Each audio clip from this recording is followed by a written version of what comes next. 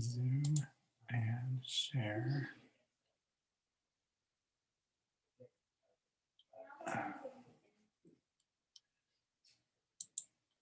Hold on.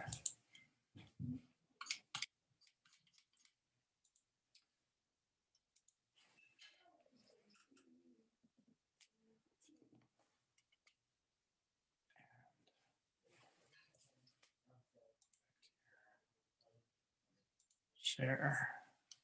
Here we go. Okay, make that just a little bit larger. And so welcome back, everybody. Good to be together. I hope this President's Day weekend has been good to you, either because of or despite the weather.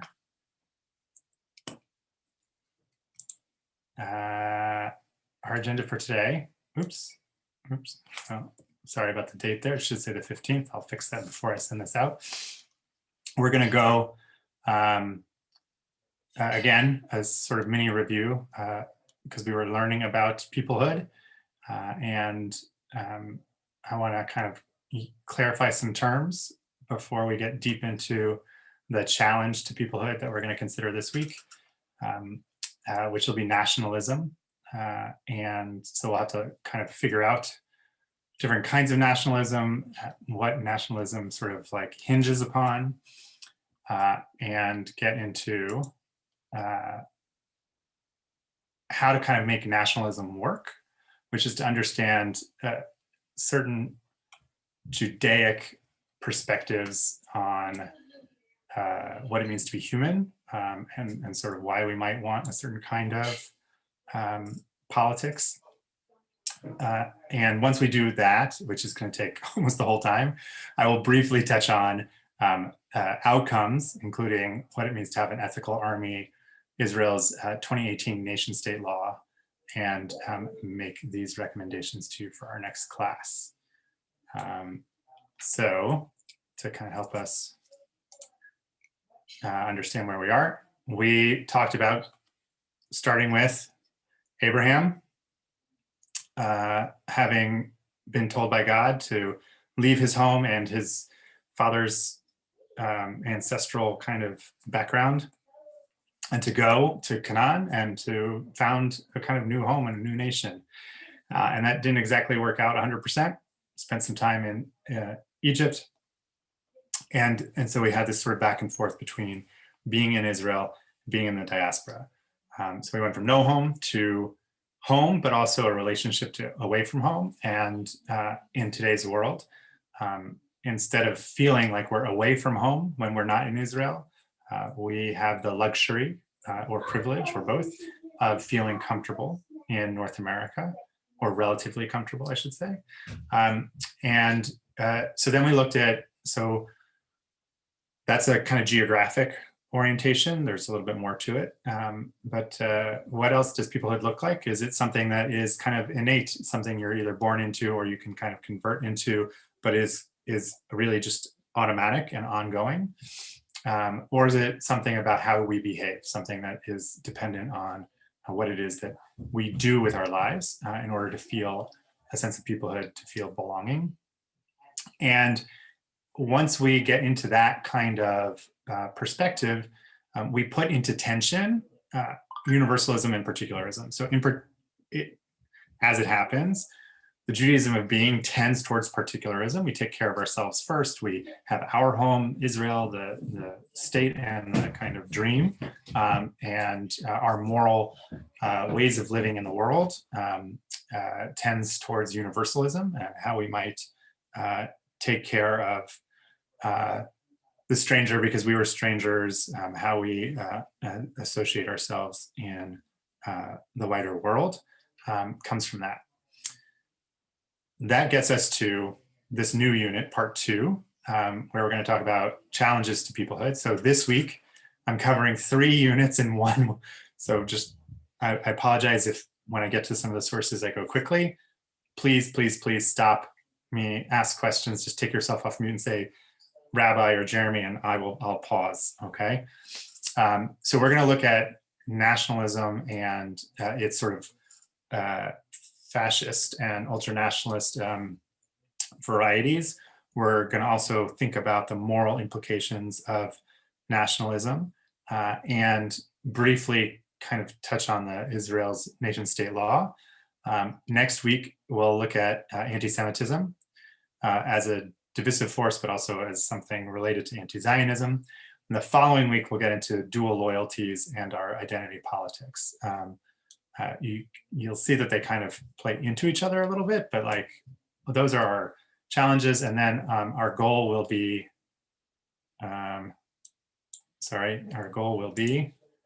to create new models for Jewish peoplehood. So we'll try to put these family, consumer, shared believers, partners, investors into sort of one unit, and then wrap up with this idea of at-homeness. Questions before I try to dig into this week?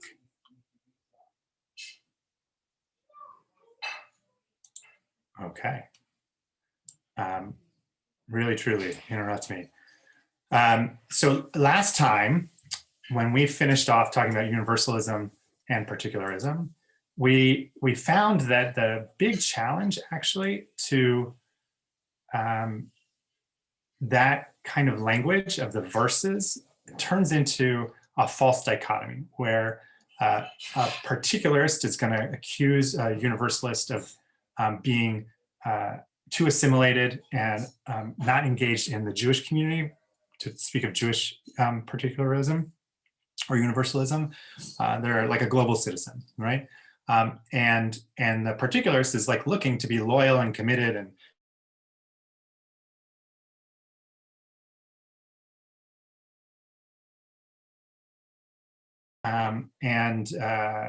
I am moral, right? I'm interested in how to treat people correctly. I might have paused there. So did everybody get that? Yes? Okay. I'm just pausing some devices in my house to increase the internet. All right. So if that's the false dichotomy, the question is, how can we balance these two? And what I suggested last week, or however many weeks ago it was, is that, I'm going to actually skip ahead, is that we, instead of doing some sort of balance between the two, or saying we're going to balance, but like as situations demand, like when we're under attack from anti-Semitism, we're going to favor our particularism, or when things are good for the Jews, we're going to be more universalist. Instead of doing that conditional version of balancing, that we might want to synthesize. You might want to bring the universal and the particular together. And what I'd like to suggest to you is that the Hartman folks feel like nationalism provides a possibility, okay, but it's also a challenge. So to just sort of put it out there, nationalism can mean a lot of different things. What we're going to try to focus on is that it pays attention to priorities. It gives priority to the people of that nation and its interests. And it functions in a positive light, the degree to which it brings like the tribalism that we experience today. That's the language like that the media will use for our political divide, right?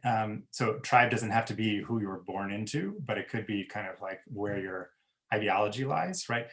Nationalism helps to bridge those ideologies and to bring people together out of mutual interest, right? So there are limits to that. Some interests will weigh heavily at certain times and other interests at other times, and you have to balance those interests. And in theory, American democracy or Israel's parliamentary democracy and some of the other democracies around the world, right, use different mechanisms of government to balance those interests in a kind of nationalism. And for what it's worth, Israelis tend to think pretty well of nationalism. It makes sense kind of instinctually because of the Zionist project of building the state, protecting the state, and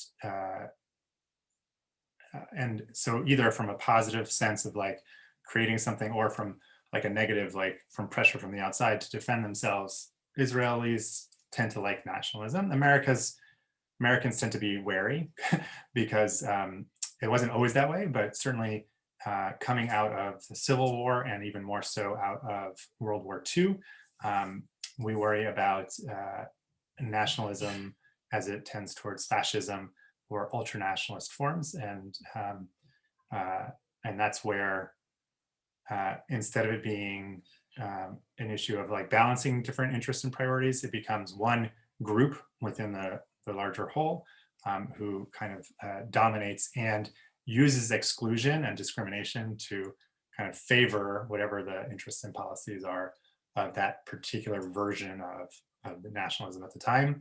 Again, Nazi Germany is sort of a famous case, but it could be Italy under Mussolini or Spain, right? And not for nothing, a lot of the language being used around, I'll say, the insurrectionists, right, from January 6th is like, to what degree were they ultranationalists, or were ultranationalists part of something that was bigger, that was really just about the election? Hard to tell, but we kind of need to be aware, right? For what it's worth, on the positive side, both Israel and America share that concern about ultranationalism. So as we try to do this two homes piece and look at both countries, there's that similarity. And what I'm going to try to kind of sneak in a little bit, it's a bit of a challenge because it doesn't tie beautifully in, but it's part of the conversation of the videos and everything else, is that two challenges to nationalism, to like making nationalism work, are individualism and globalism. And typically, which is to sort of say the narrative around how do you make a nationalism that works for the Jewish people, either in America or in Israel? How do you make that work? So in Israel, it tends to be challenged by individualism. And the sort of famous cases tend to be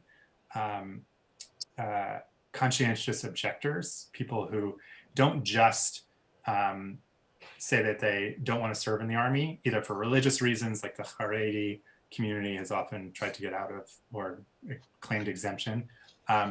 Others will also refuse to do national service because the whole concept of being conscripted into some sort of national whole goes against their morality. So like they're using kind of globalist universal language to express an individual kind of exemption from the whole, and Israel gets kind of more bent out of shape from that than from what it means to have new political agreements or trade agreements with, you know, India or the United Arab Emirates or Morocco, right?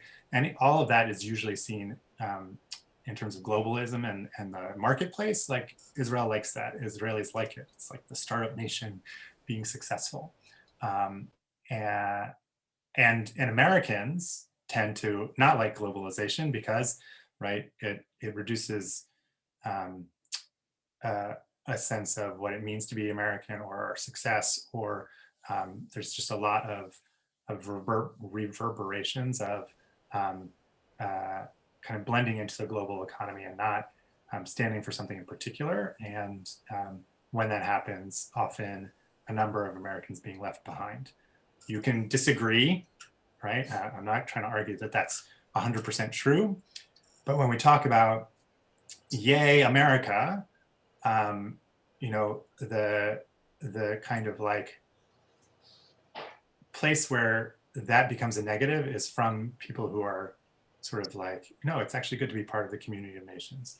And when Israelis are like, yay, Israel, the people who are tending to disagree, they might disagree on this or that policy or, you know, behavior of the government, but like by and large, the people who are really kind of having a kind of different disagreement are saying like, no, I don't want to be a part of, you know, whatever this is on an individual level. So the goal is to get to menschlich nationalism, a kind of like, oh, you're such a good boy, right? Or gal. And this is what I was saying before about priorities and distinguishing between interests. So there's a lot of color coding here. Blue is positive, okay? And the gray and the black are seen as sort of negative. So if we're going to create this synthesis of universal and particular, of individualism, globalism, or a kind of nationalism that isn't too nationalist, it's not fascistic or ultra-nationalist, we're going to, yes, have interests that are prioritized and distinguish with them, but we're not going to exclude people from it, right? Or discriminate against them, at least not as kind of a primary effect, right? We might do that out of systemic limitations, like lack of awareness or just not really seeing the effects of policies until after the fact. But we're not, like, fascism would exclude, right? Jews don't belong here. Arabs can't live in this neighborhood. That kind of language or policy making goes against the grain of Menschlich nationalism. Also, right, you have to have a narrative. This goes back to our first week, that like human beings tell stories, and our stories help us to understand who we are. They kind of ground us, not just in like a family that we were born into or that we joined because we like, the rituals and traditions, or feel called to them. But really, like, the story matters. And so we have to advocate. We have to kind of say, like, this is what it means to be American. This is what it means to be Jewish or Israeli, in a way that creates loyalty and devotion. Okay, but if we do it to the extent that we're exalting the nation, we're the best in the world, like, sometimes we can get carried away.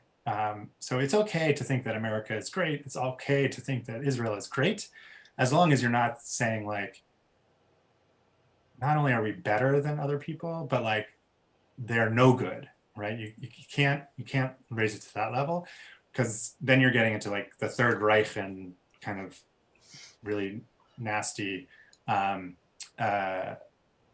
putting other nations down in order to lift yourself up. Okay, and what ends up happening if you do that is that instead of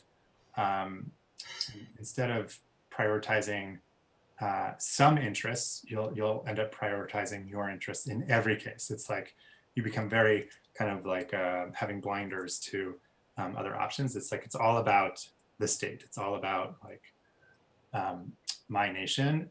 If you are in that exalting ultranationalist version. Okay, so what does that do for people within the state, within the nation? It helps to encumber us. This is like very fancy language for saying that,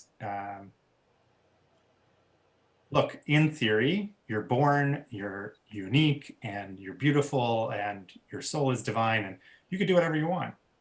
But the reality is that you're stuck with other people, right? And now there are lots of ways to handle that. You could leave them and go off on your own, or you can appreciate what it means to come from a particular family, or to be born into a particular geographic region, and your family that raises you, right? Whether it's your biological or your the family that you grow up in, right? They tell you stories. So that experience encumbers us. It kind of gives us a sense of belonging that like is like baggage we take with us. So realistically, we're going to be encumbered, and that's going to give us some sort of ethnicity, kind of belonging to a particular group, at minimally a civic narrative. So it could be that lots of ethnicities come together into a melting pot, and what it means to be part of that populace, right? And to engage with each other in a social political way, right? We become Americans. Okay, and that gives us a sense of belonging. So we're going to get into texts that tell us that actually, you know what, you're encumbered from the get-go. That's normal. That's you're not actually some sort of, you can't be purely rational about what it means to be part of the world, and just think about yourself. There's no such thing Jewishly as someone who is truly individual in terms of politics and free will and whatever else, you're always part of a story. And so one of the things that has kind of developed over time is that it's true also in Israel, and it's becoming more true every sort of decade. Meritocracy, this idea that you can pull yourself up by the bootstraps, and if you just work really hard as an individual, like you're going to make your way in the world. That kind of rugged individualism, particularly in an arena of competition, makes it feel like, right, it really is just up to you, and you're not part of something larger. You're like out there for yourself. And so that becomes like, even though that's part of our kind of civic narrative of like what it means to the American dream and to accomplish the American dream, and maybe to be a startup in Israel, and this is true in other countries as well, different versions. That is where this sort of tension comes in. It's like, in order to succeed, I have to do something on my own, but how do I do it in a way that recognizes that actually I belong to this larger purpose? Last piece, and then I'm going to pause, make sure we're okay, and then start looking at some texts.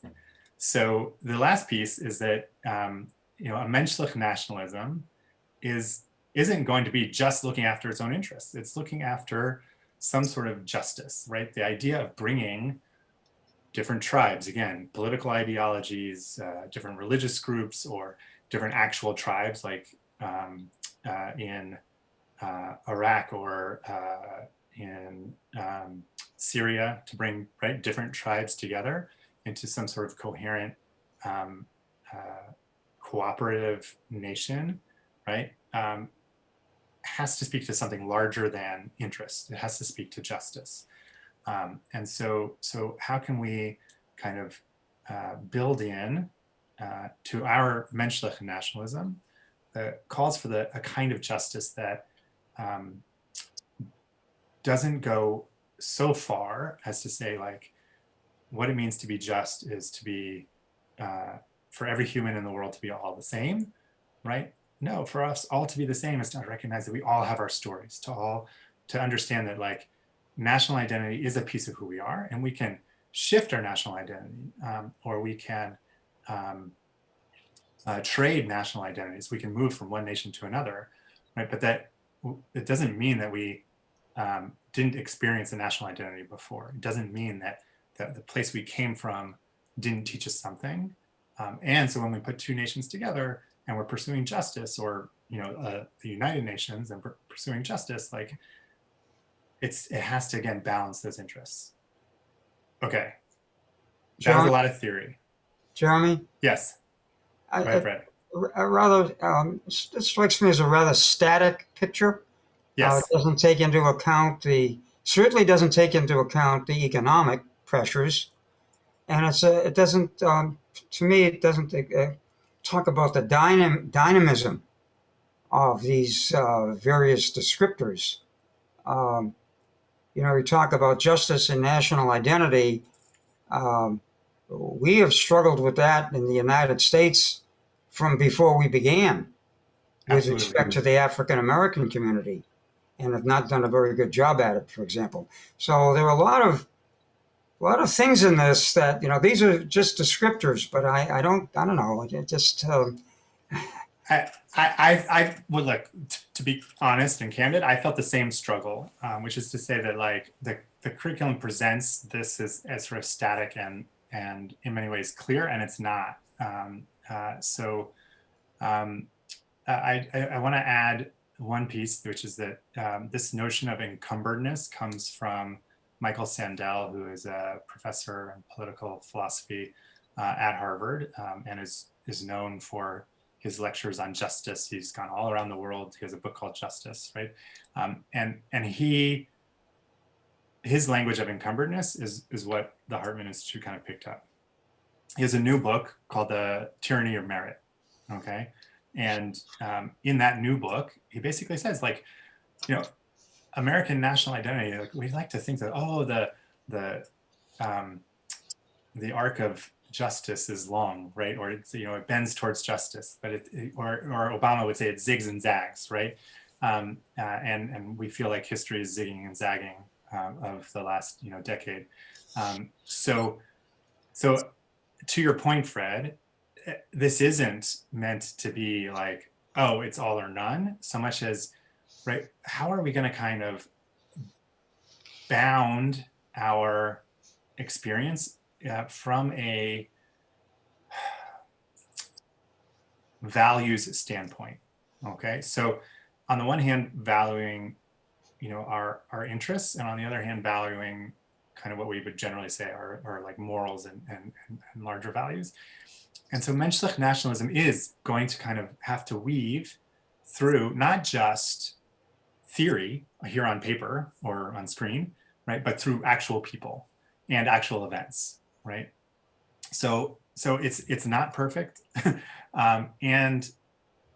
I present it this way because what I read from the lectures and from the texts is the sense that if we were to perhaps make it, again, less of a dichotomy, nationalism is good or bad, or we're going to be globalists or individualists, or we're going to universalists or particularists, if we could try to synthesize that, we might find, right, that there's a good nationalism that we're going to have to tweak.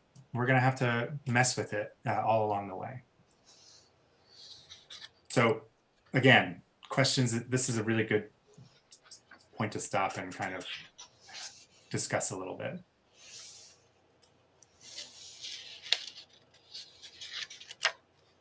You're all just, you want to see the proof text? And just take a look at some other screens. Okay, so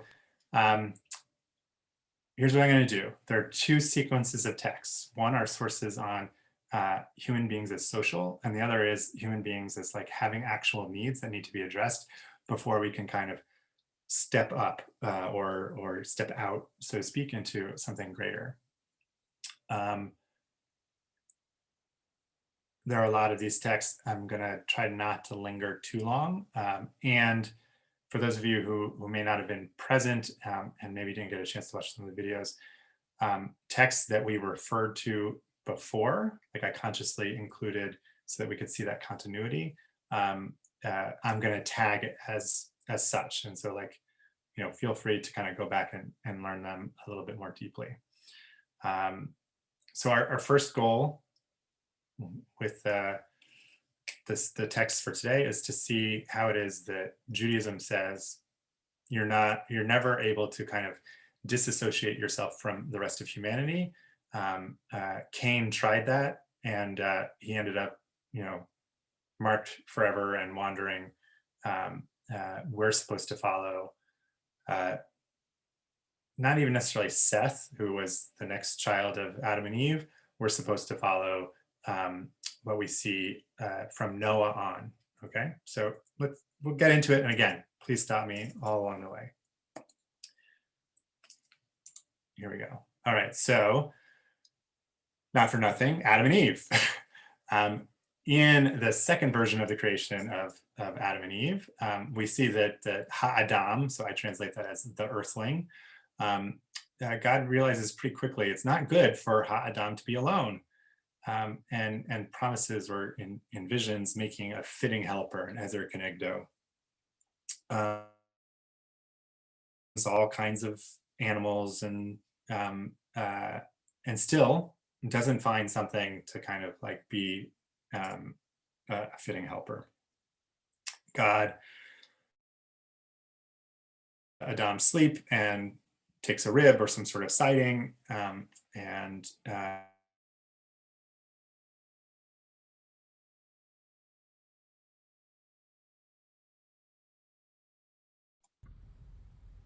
Jeremy freeze. Yep. Jeremy.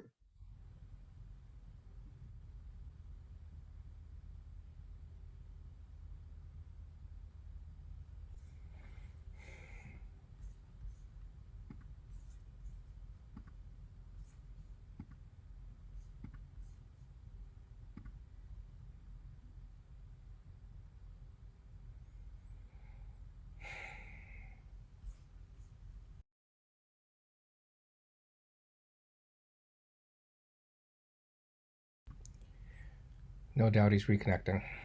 Yeah, he left. He's going to come back on.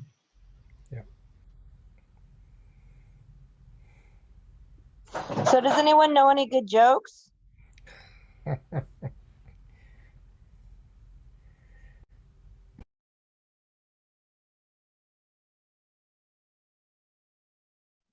I don't, but I saw on Facebook an article about is Tikkun Olam bad for Judaism? I thought that was meaning that we care for external people more than we care for us. I thought that was an interesting concept in light of our discussions.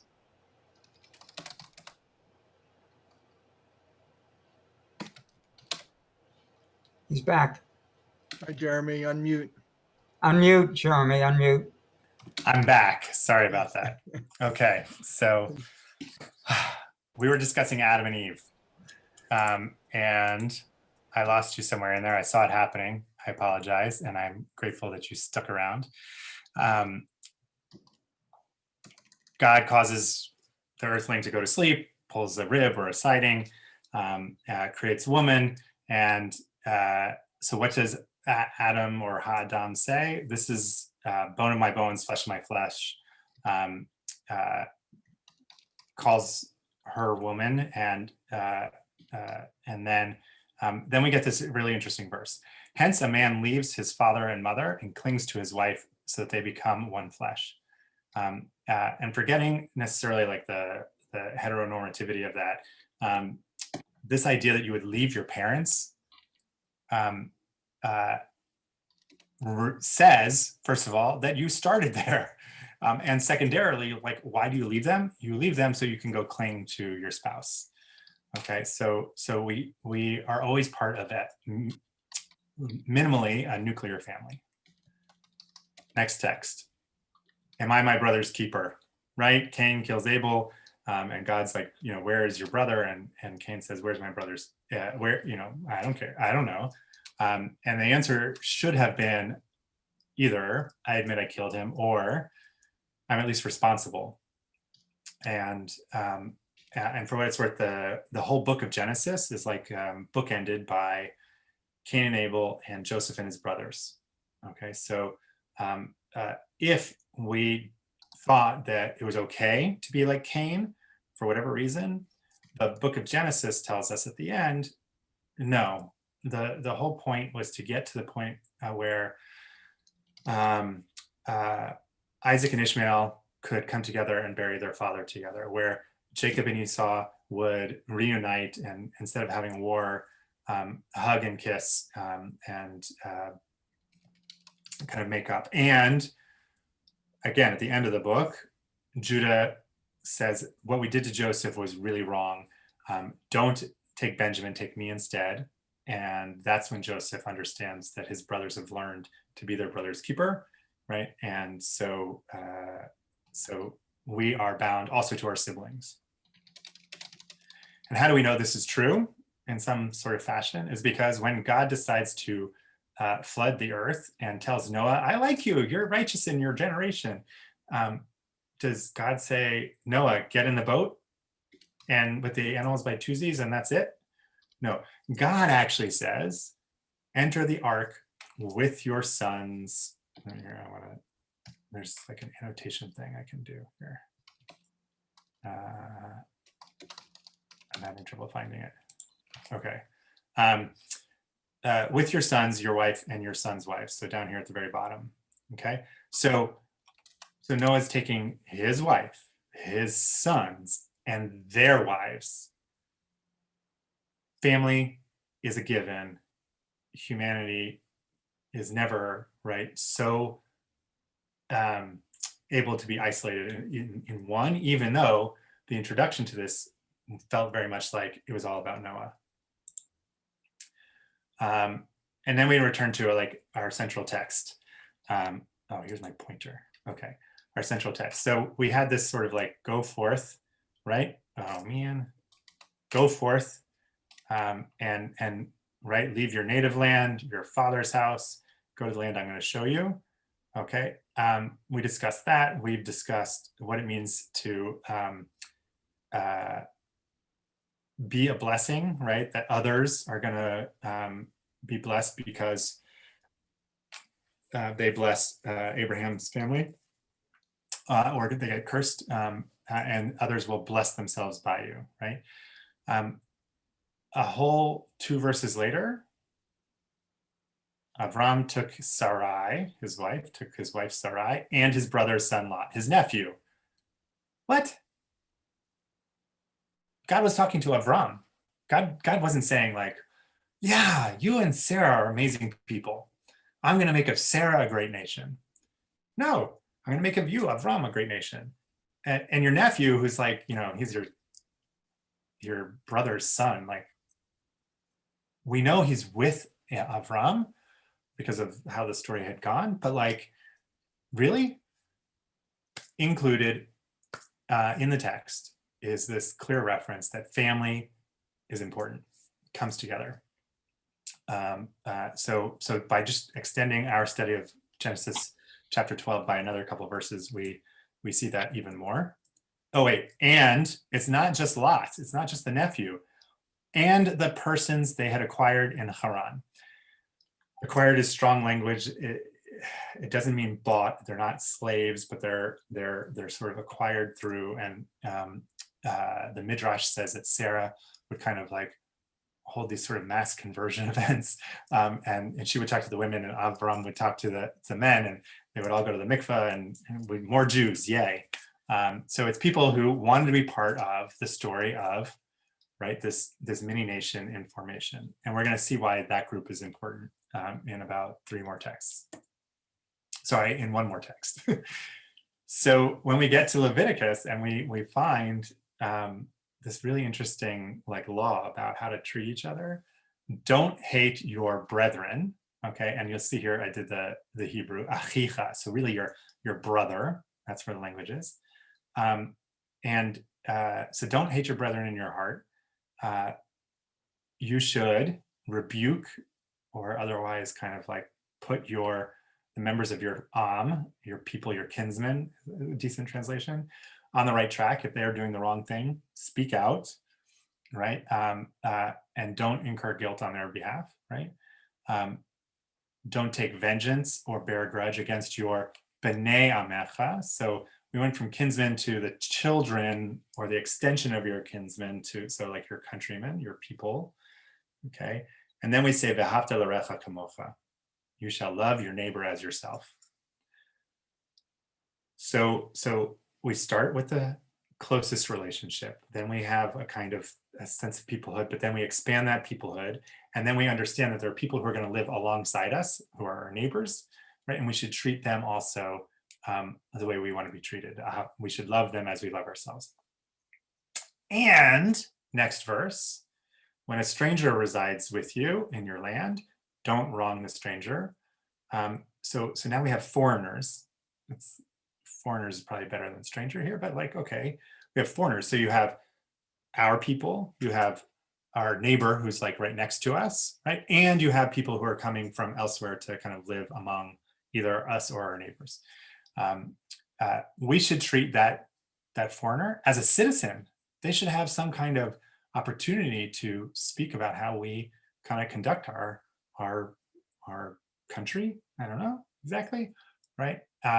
And then it says, "Ve'afta lo chamocha ki gerim hayitem be'eretz Mitzrayim." You should love that stranger, not just the neighbor, but also the foreigner, like yourselves, because we were strangers in the land of Egypt. So because of our own story, we should understand that foreigners are meant to be treated, right, with a sort of level of citizenship. Pretty significant text here in terms of the different levels and the degree to which, right, we can recognize that the same way, and I'll show you the text in a moment, that we might, preference our own people first, but that our neighbors and people who come to live with us from elsewhere, we have to treat as part of, our kind of our story, our national story is where I'm going with this. So here it is. We studied this text, I think, last time in terms of particularism. if you lend money to any of my people, even to the poor person who is with you, what does the text mean? What does Exodus mean? According to the rabbis, means if a Jew, someone of my people, and a Gentile both come to borrow money, give first to the Jew. If a poor person and a rich person come, the poor person takes precedence. If two people who are poor, one is from my town and one is from another town, I give to my town first, right? So we have to kind of prioritize. And going back to that sort of like rebuking so you don't incur guilt, there's a text from the Talmud here that says that if you had the capability to protest the sinful conduct of members of your household and you did not, then you could be apprehended for the sins of your household, right? So not just how do you treat the other people by being good to them or loving them the way you love yourself or giving some sort of sense of priority or whatever else, but like, when it comes to making sure someone doesn't make a mistake so that you're not guilty, like, no, you will be guilty if you don't protest. So you have a responsibility to make things work the right way. And this text goes on that it's not just the people of your town or your household, it's also the people of your town and maybe even the whole world. And how do we know? Because the exilarch, so the descendant of David living in Babylonia, was held responsible for the sins of the whole world, meaning the entire Jewish world. And then they go on to explain that particular text. Okay. What if, going back to a text from like our first week, what if we're not living in our own place, right? We're living among Jews, but like our Jewish community is within some other larger community. So Jeremiah, just to remind you, said, build houses and live in them, plant gardens and eat their fruit. Oops, sorry. Take wives, beget sons and daughters, take wives for your sons, give daughters to husbands, that they may bear sons and daughters, multiply, don't decrease. So don't stop, kind of being interested in the Jewish people, and seek the welfare of the city to which God has exiled us. Pray on that city's behalf, for in its prosperity you shall prosper. So we're gonna take care of ourselves. We're gonna do right. We're gonna kind of just grow while we're away from home, right? We're in exile. And we're going to do it in a way where we are trying to benefit our surrounding population, right? Either because they're our recha, our neighbor, right? Or because, we are their neighbor and we want to be treated that way, right? Jeremiah tells us to do that. Okay, questions so far? You get it. We're stuck with each other, right? For those of you who are members at Beth Shalom, right? You got it good, right? You joined up to a place that's got an almost 100-year history, and what it means to be living in the Wilmington Jewish community or associated with the Wilmington Jewish community, right, is to find a sense of belonging here, right? And it's a pretty amazing place. So I'm glad you're all here tonight to learn together. And again, if you're with us by extension, you're not the ger, you're not the stranger or the foreigner, you're our neighbor. We love you. You're full voting rights, ask questions, right? So that's how we kind of live this out on a micro level. Again, to be clear, our sources also say that we have needs as humans. And so when we talk about prioritization, it's not theoretical, it's for real. So going back to the Garden of Eden again, this time, right, we recognize that the Garden of Eden had three trees, or at least three kinds of trees, okay? Every tree that was pleasing to the sight and good for food. So trees to be there for beauty, trees to provide actual food because we needed food. That's one category. Then there's the tree of life, kind of immortality. We didn't really eat from that tree, it's okay. Or if we did, that's like while we were in Eden, that was okay. But once we left the Garden of Eden, we didn't have access to that kind of immortality. And then there's a tree of knowledge of good and evil. So So why am I introducing these three different trees? One is to make clear, right, that food came first.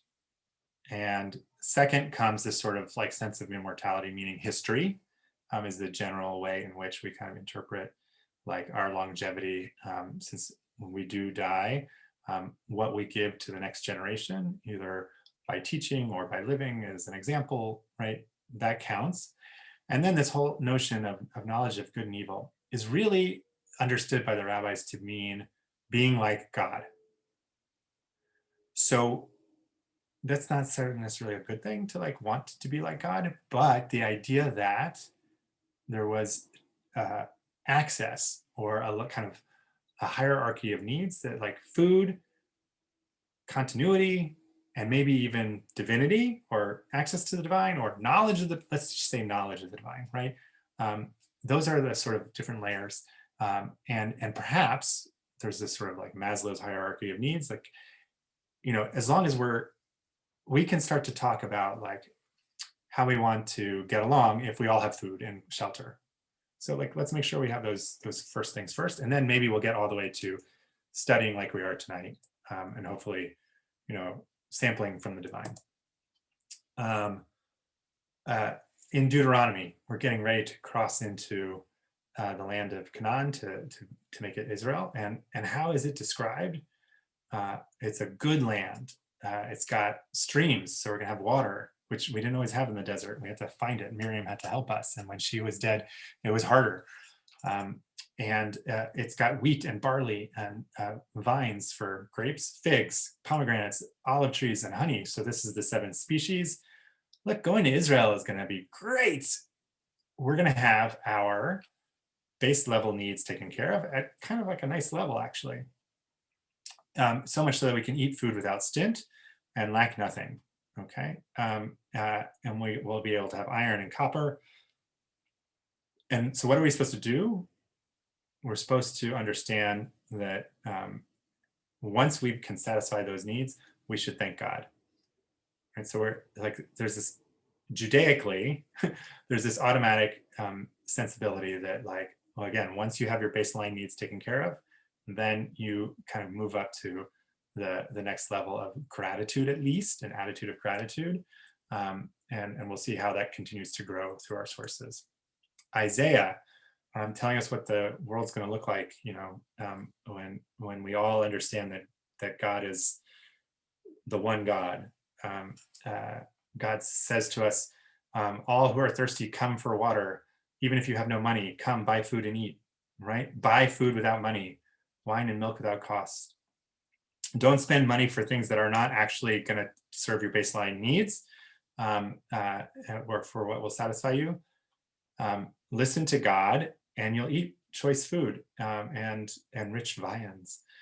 Incline your ear, come to me, hearken, and you shall be revived, right? You shall, your soul will live again. T'chi nafshechem. I should be able to say this better because this was my bar mitzvah haftarah. It's like from Re'eh, which is like the third haftarah of consolation. So it's meant to make us feel good. And I did not understand this as a 13-year-old. So just making clear that like learning is meant to be lifelong here. So this is like an enduring promise that like if once we get our needs met, and if we can put ourselves in relationship to God, then we can, right, lift our soul to a whole new level.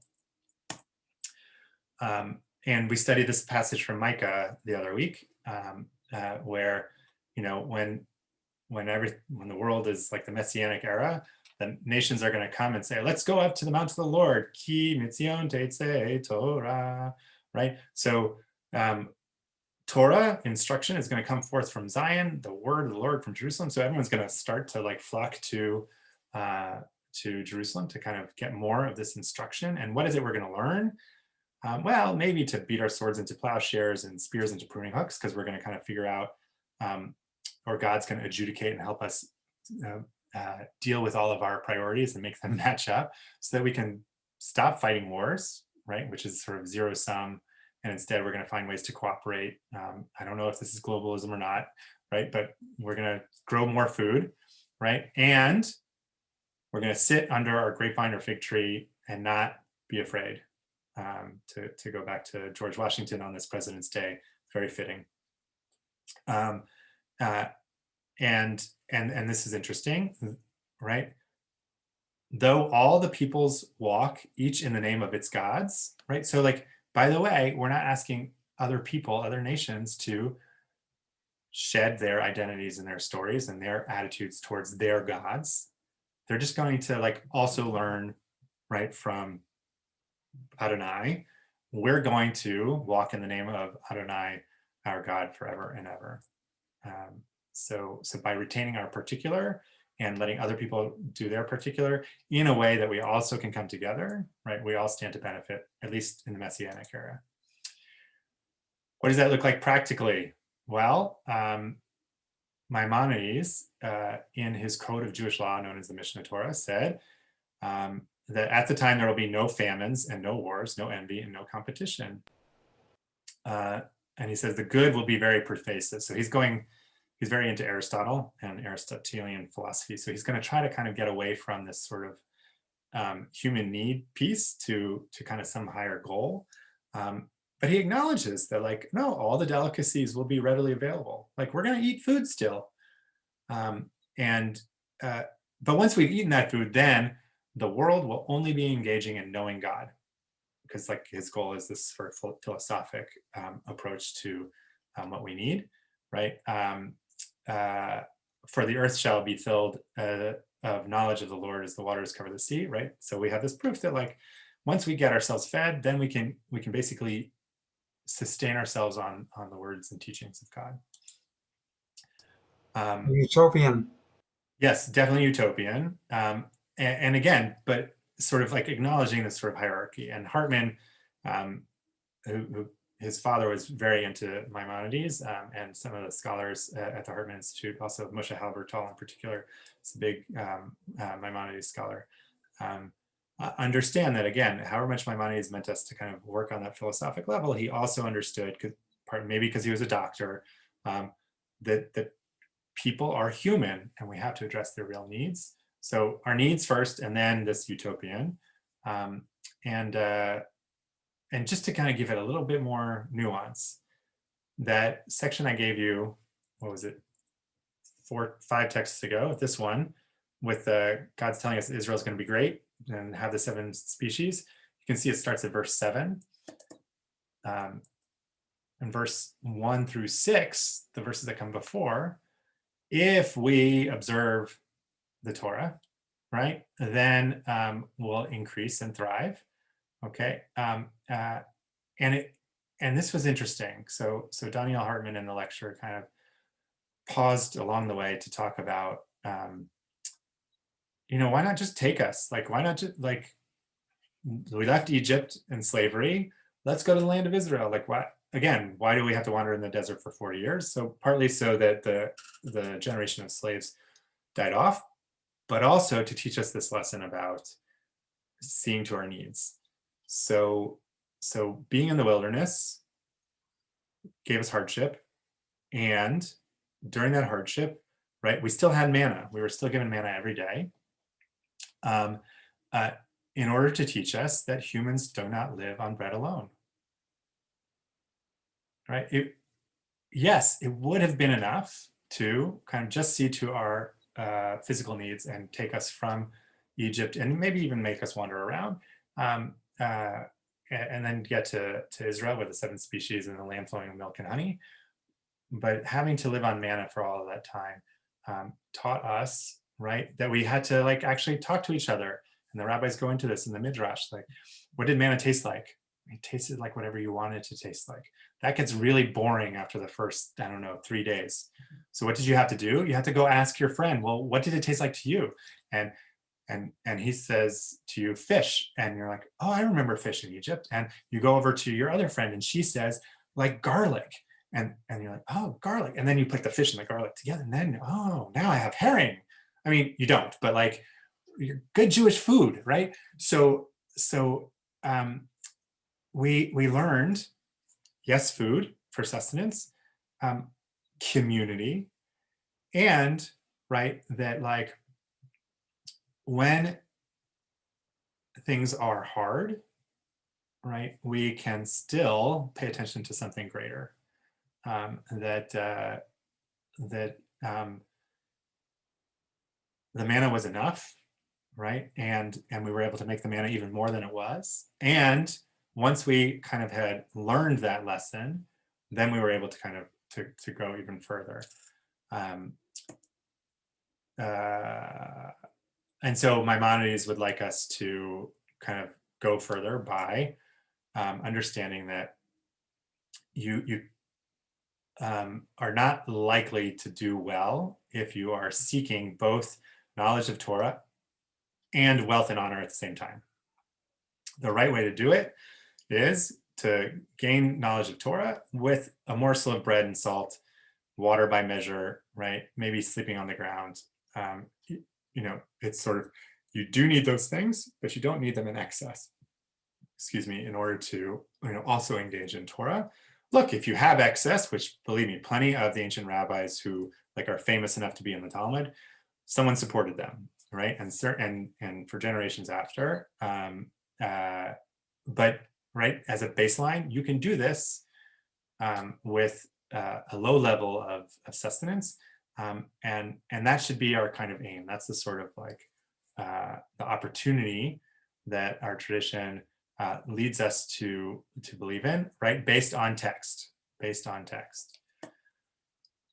Okay, so let me try to summarize and then take another round of questions.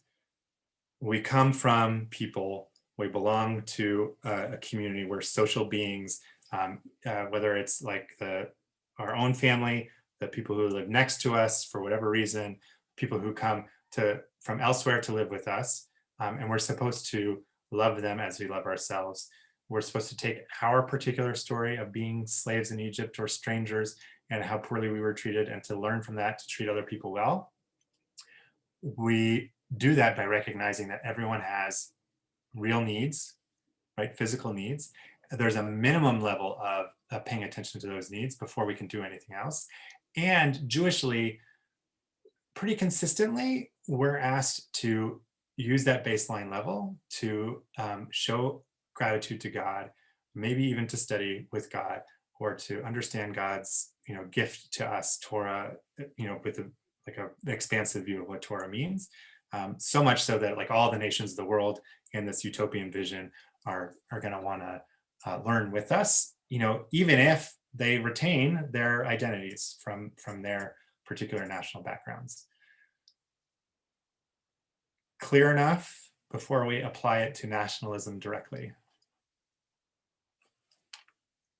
I'm gonna have to Well, it deals with the religious life, obviously, but I'm not quite sure about the connection to everyday life. Yeah, so again, Fred, to kind of use your language from before, economics are barely a part of this, right? So it is theory, and so, you know, I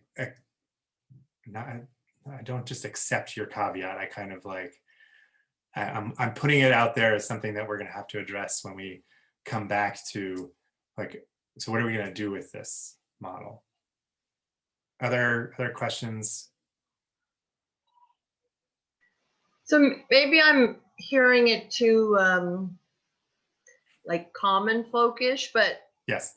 I was hearing about studying Torah while eating on the ground, and some of the other things I heard that, although not economic in nature, I heard much of this to say, don't be gluttonous. You don't need a lot of things to have meaning in your life, to have community, am I wrong for reading that into it? So I will say the following. Number one, like I said before, Judaism is really big on lifelong learning. I have more to learn on this particular issue. So I don't have a great answer for you, Marla and Fred, but I will say that the texts, Marla, to kind of complicate the issue, yes, indicate like you could kind of do an ascetic life and and still engage in these sort of higher level ways of communing, both with other people and with the divine.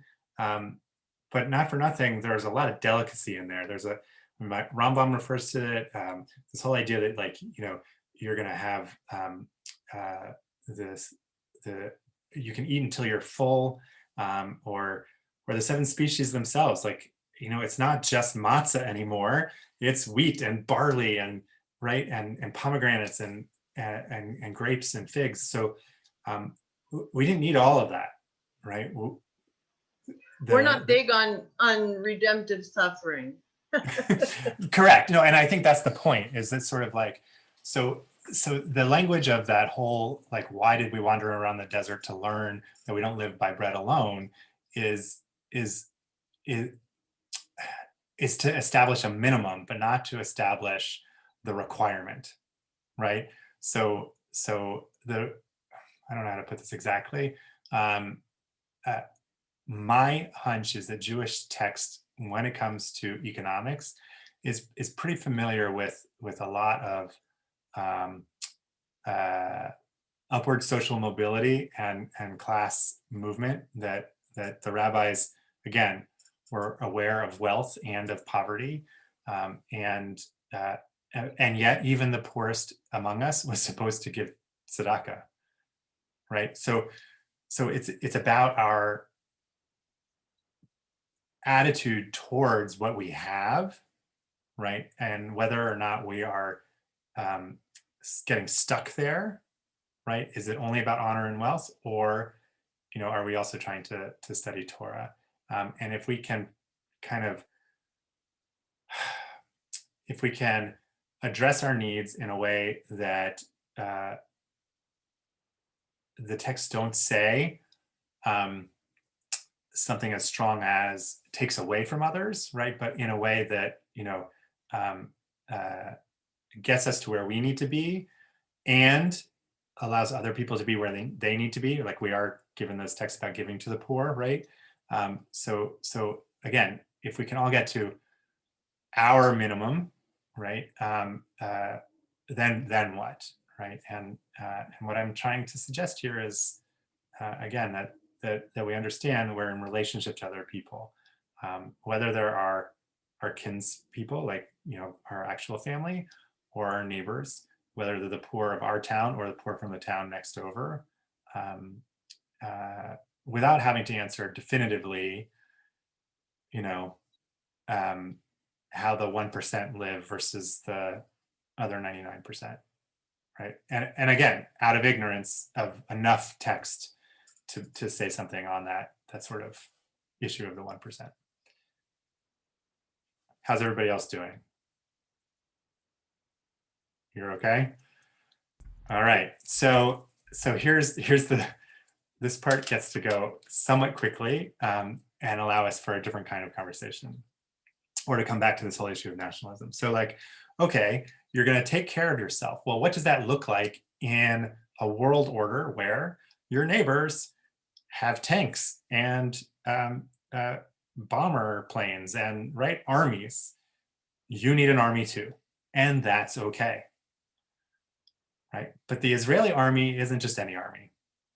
The Israeli army is a Jewish army. It also has Druze and other people, right? So, like, I'm not saying it's like only Jews, but like it's a Jewish army, and it's not necessarily the only army in the world, but it is a rare army in that it has its own code of ethics.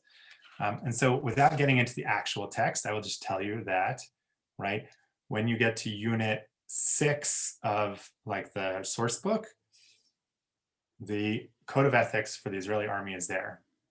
And Michael Oren, when he was the ambassador to the United States, he was very good at, every time he was on TV, he would talk about not the ins and outs of the sort of conflict between Israel and, at the time, usually Gaza. He would talk about how the Israeli army would drop leaflets to warn citizens that, an attack was imminent, that they would try to text, right, send text messages to Palestinians to tell them to take shelter. That's not the way a normal army operates. I mean, or it could be, but Israel goes out of its way to do that.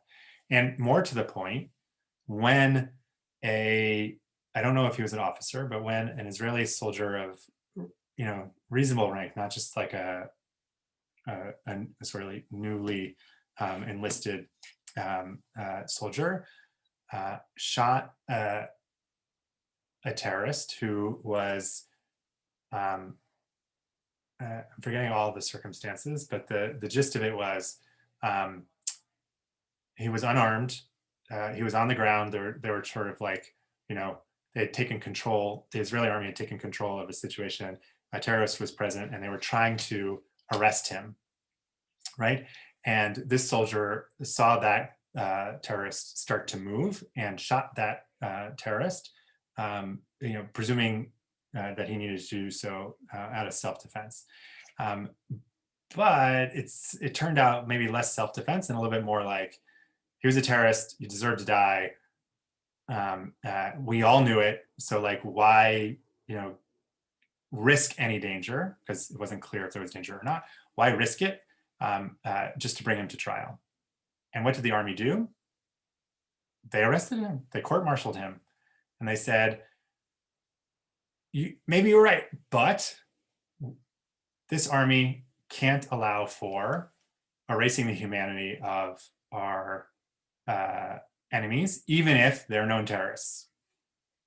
Right? Our goal is not to kill because we can. Our goal is to kill if we need to, and right, to protect our people. And so this is one of those cases where, like, the Israeli army is a kind of limit or boundary on ultranationalism. It'd be very easy for the commander-in-chief or for members who are just, ordinary citizens who go into the army to think, my job is to protect Israel and to protect the Jews, and that means killing any Palestinian I see. Not allowed. Not just not allowed, all kinds of mechanisms in place to prevent that erasure of the humanity of even enemy combatants, right? So the text is there. I encourage you to take a look at it. It's like 4 pages total, with lots of spacing, so it's an easy read. Again, though, it doesn't matter what any one line of it says. The fact that it exists says everything. Okay, what about majority-minority relations? So this gets to the nation-state law. Okay, so Israel does not have a constitution.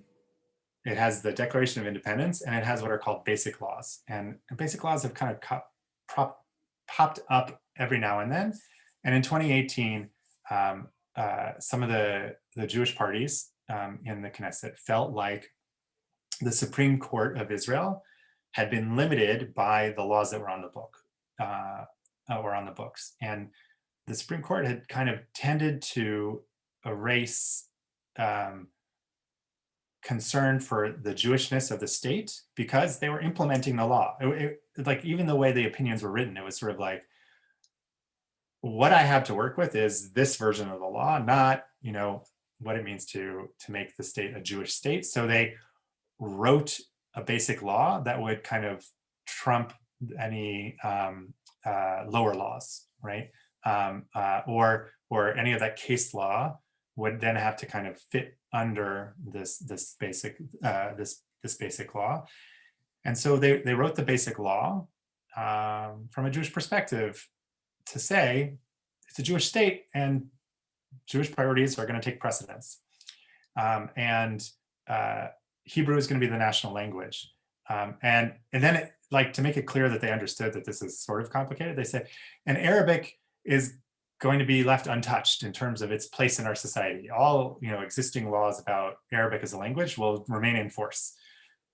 The whole point was to just lift Hebrew up, right? And Jewish settlement, like, we want to promote Jewish settlement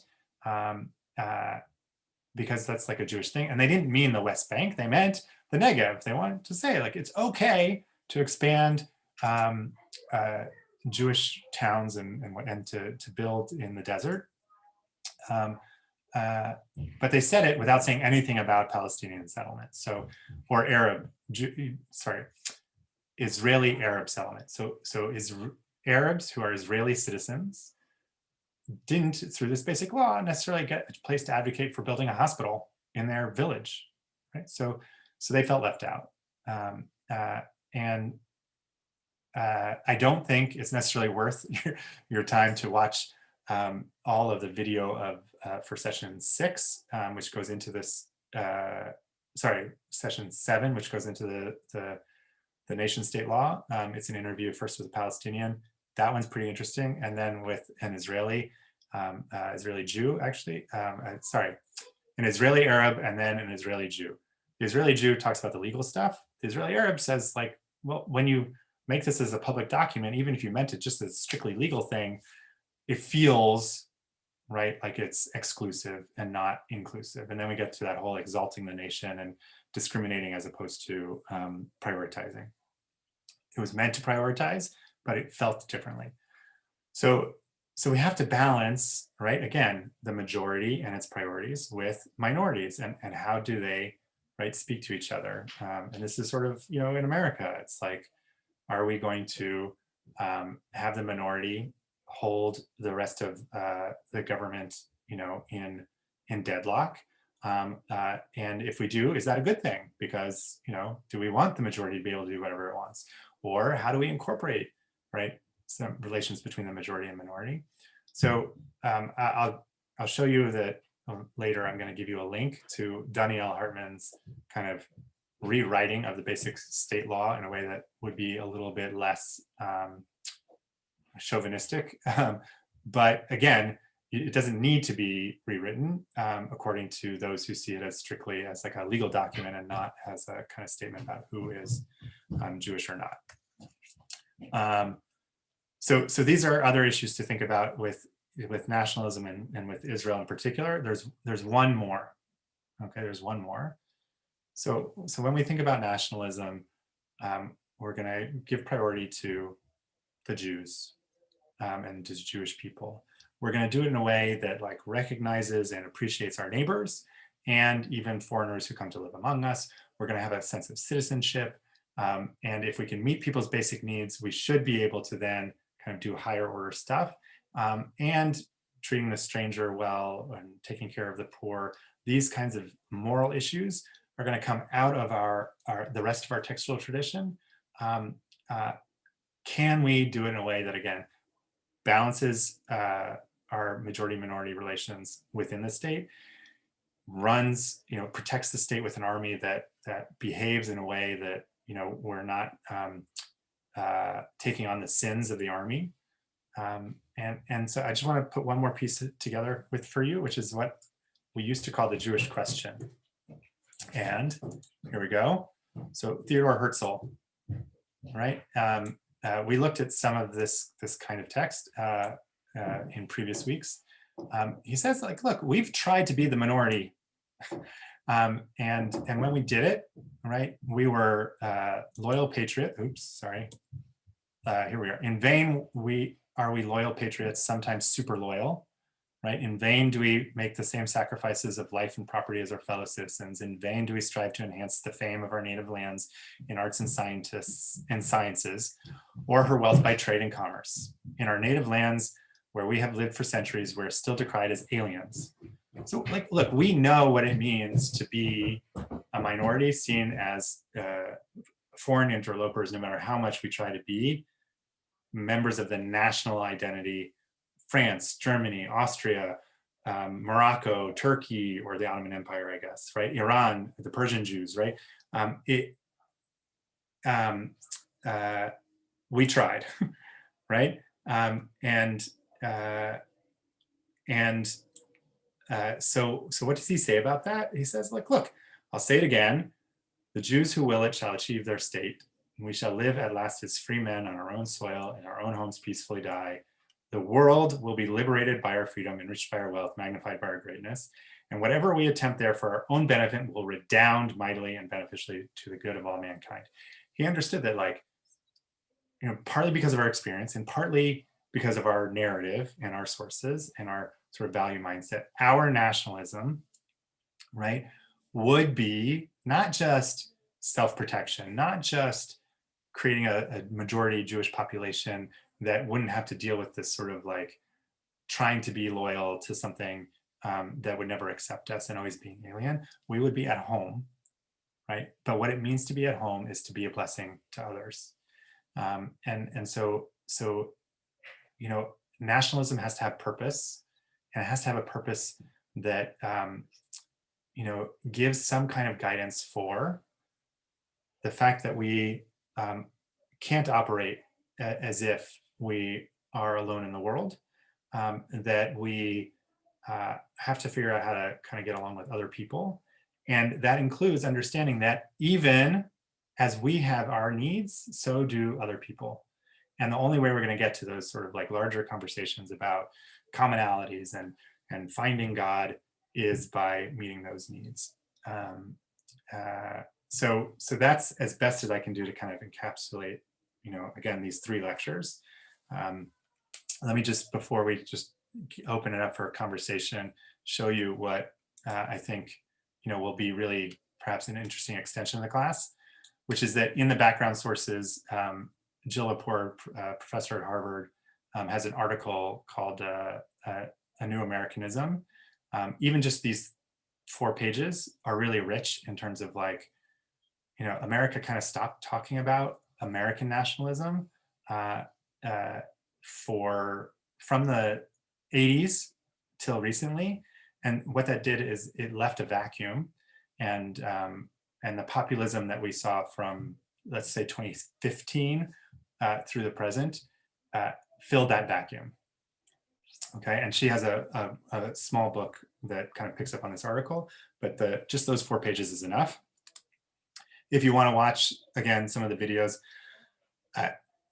Unit 5, Unit 6, I don't know that they're very rich, but Unit 4, after the first 14 minutes or so, Danielle Hartman kind of gets into a little bit more about what nationalism could look like and this idea of encumberedness. And then the interviews afterwards are kind of helpful on that note. And this is a hyperlink here. So like, I don't know if you can actually click on it right now, and it'll take you to the nation state text, the basic law, basic nation state law, and his commentary next to it. But again, when I share this with you, you can click on it and it'll take you to his text. So what do we think of menschlich nationalism? Can it help us? Is it too complicated? Does it feel Jewish? Rabbi.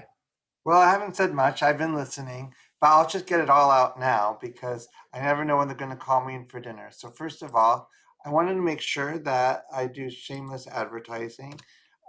More difficult conversations tomorrow at 2:00, which I've now forwarded to you. And Jeremy, thank you for telling me that I've sent the wrong Zoom link out. So whatever I sent you before, ignore and just go to forward.com, which is the news magazine, and just hit events, and then you register and you're done. And we'll have more interesting conversation like this, but I just don't know what it'll be. It'll be a grab bag and a surprise. But you already know Rabbi B'nai Lap because you met her. Yes. She's cool. And you know me, and you know Rabbi Winaker, and even though he won't be there, he might be. And we all went to JTS, so the mothership. So that's that. Now, moving that all aside, to the topic at hand, I'll share 2 things with you just to thicken the plot. One that you all know about and one that you don't know as much about. What you all know about is that with the COVID-19 success of Israel, there's been like this kind of nasty subtext after they say Mazel Tov on inoculating 30% of your population. But what about the Palestinians? And, you know, with me, who runs a little defensive on this, I go, what are you talking about? What about the Palestinians? Nobody's saying to the United States of America, what about the Canadians? And what about the Mexicans, right? And we have great relations with both. Well, we will have really great relations just in a few days, I hope, with the North and the South of our country, of our neighbors. And nobody's saying that. And to say why aren't you taking care of the people on the Gaza Strip? My God, they've been throwing missiles at Israel during COVID-19. I mean, what are they saying? The Oslo Accord made the Palestinian Authority responsible for the health of their own people. And Israel has distributed some goodwill vaccinations just for that. And Israel said, when we get to 100% of inoculation for our own people, we have vaccinations left over. Of course, we'll give it to the Palestinian Authority. But a lot of people are reading the text or have intuited the text that Rabbi Winaker shared with you today, which is that Israel is not like a country like other countries. We would never expect the United States to share with Canada and Mexico when we haven't taken care of our own people yet. But there's like this kind of double standard. We wouldn't do it for ourselves, but we expect more from Israel. Not we, Jewish people listening on this Zoom conference call today, but they out there. Thomas Friedman, great commentator in the New York Times, compared it to catching the Sunday school teacher with money in the pushka jar. It's like the Sunday school teachers, you expect so much from her. And then when she does something that other people might do, then it's even worse because she was a Sunday school teacher.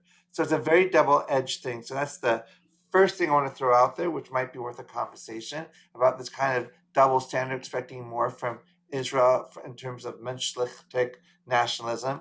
And then just personally, I will share that I have war wounds over this conversation because Rabbi Hartman, Daniel Hartman, talks about two types of nationalism. Nationalism, like the Jewish state must survive. It is the life preserver of the Jewish people. Israel, right or wrong.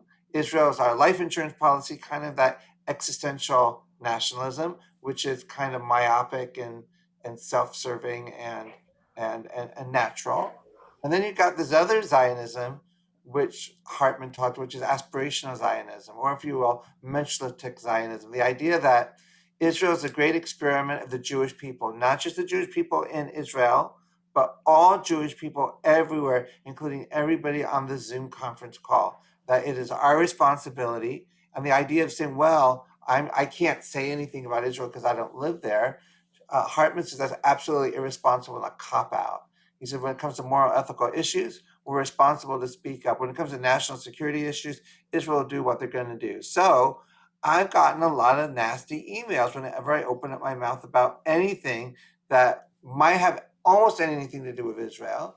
And even because these are coming from people who subscribe to Zionism number one, which is the idea that this kind of defensive posture, which is angry and nasty and reactive, slightly fascist, very nationalistic, and very angry and very brooding. And I don't really have the stomach for it. That's not the type of Zionism I practice. I'm in the second camp, which is Israel is our experiment. It belongs to all of us as Jewish people. And we have a responsibility of listening to each other in a civil way, knowing there's diversity, but we're aspiring to something better. And so your topic, Rabbi Winaker, this evening really touches home because I've been battered by the first camp, and I really find myself. It's not that I don't think Zionism is existential, and that I do believe all of that. But the Zionism that tracks me is the second piece. It's that aspirational. Yeah. What could we do if we had sovereignty? And again, to just frame that, like again, without getting sort of into picking sides, like the theme for tonight is the challenge of nationalism, right? Or the challenge to peoplehood. So like, for better or worse, nationalism is not just the current like way that our world is organized. It's something that speaks to Jews strongly, and can be pulled out of our texts, right? But it's not simple, right? And to Fred's point earlier, it's also not the whole story, right? There's so much more. So as we try to have these conversations to avoid, making it about picking a side, or and to understand the dangers on either end, and what nationalism has to deal with, even if we like it, is an important piece. So Marla, it looks like you have your hand up. So I love what the rabbi said, the aspirational Zionism, and that's a much more comfortable place for me. However, to draw a parallel between we have a say, which when I say we, I mean Jews outside of Israel. We do, and we can make judgments, and we do have opinions, and our opinions matter. But for us, the danger of something happening for Israel is theoretical. For Israelis, it's not. So as much as we want to say this is an experiment for us all, and we are aspirational Zionists, and everybody should be, if you're living in Israel and you're, in the line of a rocket, it's just different. So I think that's, and for us, we're very close to that. We're kind of caught in the middle where Zion, the traditional Zionism and the aspirational Zionist, and I don't really feel comfortable in either boat. So. Right, and I'm going to complicate that for our larger conversation too. Like, there are a number of Israelis in America who have the word is they've made Yerida. They've like descended from Israel, and not in every case. Because a lot of the cases, it's like there's family here already, or there was like some sort of economic need. But a number of Israelis are leaving Israel because they don't want to have to feel the way that Marla is sort of like is saying that you have to worry, right? You have to feel that way, and so they disassociate by a small margin, right? So they go to live in another Jewish community outside of Israel, so that they don't have that existential like piece over their heads, and then what, right? Josh, did you have your hand up before? Yes, go ahead. Quickly, just right. The vast majority of Yeredim I know didn't come with the intent of staying. They like came to go to school or something, and they just never went back. So the other point I was making, it seems that the Herzl thing, I would have maybe gone over that first because it explains the how and the why of everything that you said before. It explains why there needs to be an Israel, and also why it needs to be ethical and menschlich. Because it just, like as most of you know, I spent a lot of time in Israel in my 20s, well, late teens and early 20s. And one thing they talked a lot about when I in Israel was the purity of arms. That was part of the basic concept that while Israel needed to defend itself, it had rules that most other countries that came with a conflict with outsiders just didn't have. Right. And I feel like it's not been honored as much in the last 30 years as it was up until that point. And so I kind of feel I understand why Israelis, it's much more in it for them. But Israel exists because it's not just another country. It's not like France for Frenchmen or England for Englishmen. It was created for Jews. And so the relationship between non-Israeli Jews and Israeli Jews is not the same as, a French Canadian, a fifth generation French Canadian may speak a similar language to a Parisian, but other than that, the connection has been severed over, the course of 5 generations or something. So I think the relationship between Israelis and Jews is can't be compared to anything else.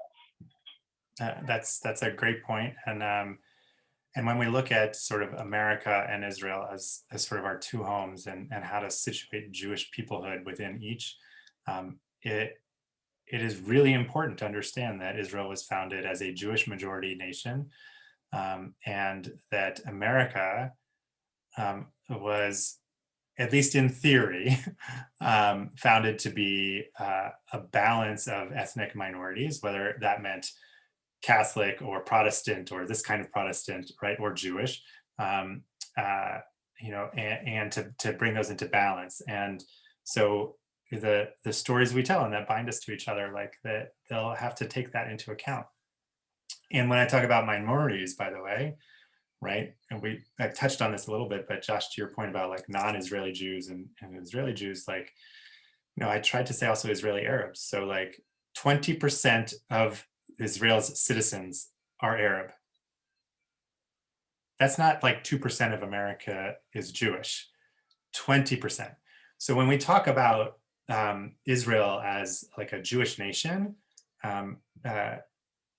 one of the questions is, can it be a Jewish state and a nation of Jews and others, namely Arabs, right? And there's a language balance there, right? But it's one of the things that the Israeli Arab in the interview goes on to say, and again, in that the video on the nation state law is, you know, he wants Israel to succeed. He likes being Israeli. It's good for him. It's a lot better for him than being a Palestinian, right? And so what he would like to see is Zionism, kind of what he says, mature. So to be good for the Jews and expansive enough to be good for, right, non-Jews who are part of the Israeli nation, right? We're not there yet. Not us in America, certainly, and not Israeli Jews or other minorities in Israel. Any other kind of like thoughts or questions? And again, next week we're going to look at anti-Semitism, both as you know, sort of like an against us, kind of like peoplehood from the outside, and also this issue of anti-Zionism as a form of anti-Semitism. So when have we been identified as a nation, or when is Israel a stand-in for Jews? Anybody? Um, So yeah, it's certainly a lot more complicated because of the religious differences between the Arabs and the Jews. So it makes it a more, because I keep thinking back to the U.S. problems with the African American community, and the numbers are not that different, really. right. But there are no general religious differences. So it's difficult, but not as difficult as it is for the Israelis and the Arabs. Correct. And right, like they're also Christian Israelis or Arabs who are Christian, but they're also like a whole different level of minority in the conversation. So I think we'll circle back around on religion a little bit. We've tested this idea of nationalism.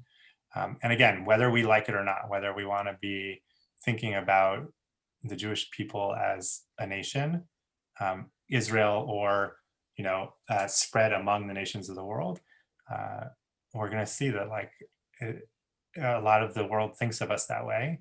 And so we're going to have to negotiate, right, how we talk about being Jews and being part of a community of Jews in that context. Hey, Jeremy, I did have one last wrinkle Yeah. to add to all of this in terms of empathy. When you think about like our national anthem, the Star Spangled Banner, which is like so hard to sing that last high note, so difficult, but it's talking about this one experience that is a shared national experience in 1812, right? In Baltimore Harbor, not too far away from here. And it doesn't really alienate anybody, I suppose. It was an attack against the entire United States by England, and the flag still stood.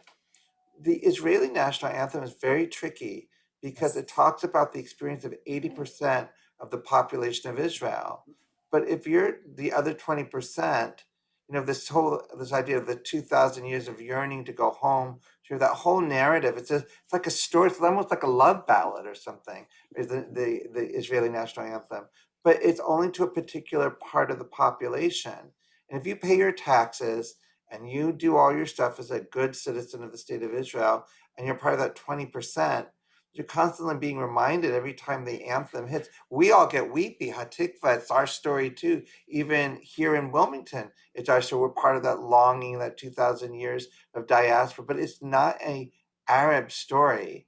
And so I sometimes imagine, when I'm feeling rather expansive and big-hearted, about how difficult it must be to be an Israeli Arab who's always lived in that country before 1948, didn't move anywhere, stayed there. Now has this other administration on top of them. And the song, the very national anthem, doesn't speak to them. Well, if it was Yerushalayim Shel Zachav or something like that, it wouldn't. Okay, yeah, if you live in Tiberias or Akko, you're saying, well, let's just talk about Jerusalem. But I'm saying there are other possible national songs for Israel that wouldn't cut the Arab out of the narrative, because it's their country too. And so sometimes I think it's good for us to do a reality check and just. I'm not suggesting a change. That's not my place to say your national anthem should change. But I wonder if that nationalism is really slightly exclusive and difficult if you're in the 20% minority. And just to kind of echo that, I'll say that in the same interview with the Israeli Arab, Daniel Hartman suggests that maybe the national anthem, it does read or feel the way you say, and he doesn't get into it, but not for nothing, like it predates the state of Israel. So it's not even like the Israeli national anthem, it's a Jewish national anthem. And again, that's going to be a sort of question for the ages, meaning like future generations or the next decade or so. Do we develop an Israeli nationalism that's different from Jewish nationalism? I don't know, right? Even American nationalism, you said the Star Spangled Banner, but like America the Beautiful became like a secondary anthem. And after 9/11, God Bless America, right? And so, we can tell lots of stories, but we should pay attention to those stories. And I really appreciate everyone paying attention today and digging into our story and our texts. And looking forward to next week. Back on Sundays, though. Sundays at 6:30. All right. Have a good night, everybody. Thank you, Thank you, Jeremy. Jeremy. Very good. Jeremy. Thank you. Thank you. Have a good night, everyone.